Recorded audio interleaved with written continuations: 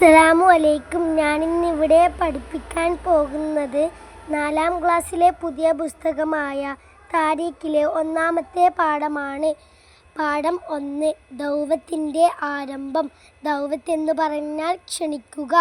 നബി സല്ലല്ലാഹു അലൈഹി വസല്ലമ തങ്ങൾക്ക് നുബുവത്ത് ലഭിച്ചതിനെ തുടർന്ന് ജനങ്ങളെ ഇസ്ലാമിലേക്ക് ക്ഷണിക്കാൻ തുടങ്ങി. രഹസ്യമായിട്ടായിരുന്നു ക്ഷണം. 3 വർഷമാണ് അപ്രകാരം ക്ഷണിച്ചത്.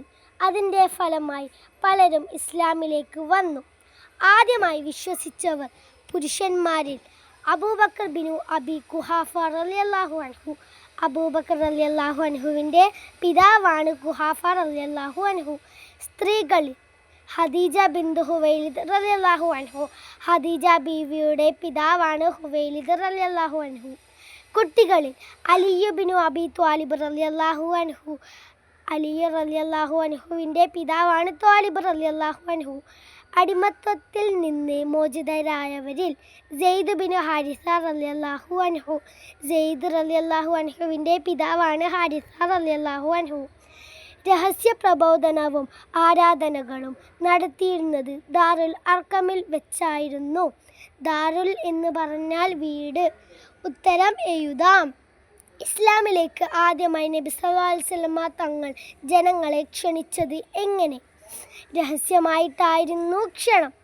2, രഹസ്യക്ഷണം കാരണം എന്ത് സംഭവിച്ചു? അതിൻ്റെ ഫലമായി പലരും ഇസ്ലാമിലേക്ക് വന്നു. 3, ആദ്യമായി ഇസ്ലാം സ്വീകരിച്ചത് ആരെല്ലാം? അബൂബക്കർ ബിനു അബി ഖുഹാഫ റളിയല്ലാഹു അൻഹു, ഖദീജ ബിന്തു ഖുവൈലിദ് റളിയല്ലാഹു അൻഹ, അലിയു ബിനു അബി ത്വാലിബ് റളിയല്ലാഹു അൻഹു, സെയ്ദ് ബിനു ഹാരിസ റളിയല്ലാഹു അൻഹു. വ്യക്തമാക്കാം. പിതാക്കളുടെ പേരുകൾ. 1, ഖദീജ ബീവി. ഖദീജ ബീവിയുടെ പിതാവാണ് ഖുവൈലിദ് റളിയല്ലാഹു അൻഹു. 2, അബൂബക്കർ റളിയല്ലാഹു അൻഹു. അബൂബക്കർ റളിയല്ലാഹു അൻഹുവിൻ്റെ പിതാവാണ് ഖുഹാഫ റളിയല്ലാഹു അൻഹു. 3, സെയ്ദ് റളിയല്ലാഹു അൻഹു. സെയ്ദ് റളിയല്ലാഹു അൻഹുവിൻ്റെ പിതാവാണ് ഹാരിസ റളിയല്ലാഹു അൻഹു. 4, അലി റളിയല്ലാഹു അൻഹു. അലി റളിയല്ലാഹു അൻഹുവിൻ്റെ പിതാവാണ് ത്വാലിബ് റളിയല്ലാഹു അൻഹു. ഇന്നത്തെ വീഡിയോ കഴിഞ്ഞു. അസ്സലാമു അലൈക്കും.